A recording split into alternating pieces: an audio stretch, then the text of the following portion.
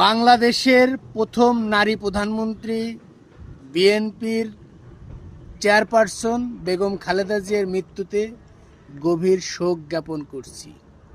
ইন্না লিল্লাহি ওয়া ইন্না ইলাইহি রাজিউন।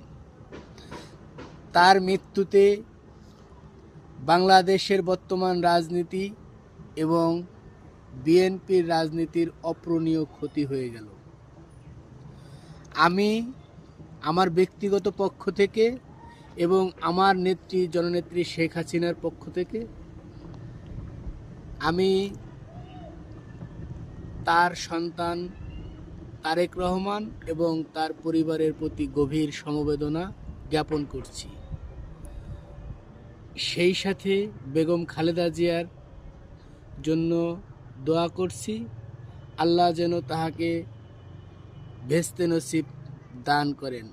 আমিন।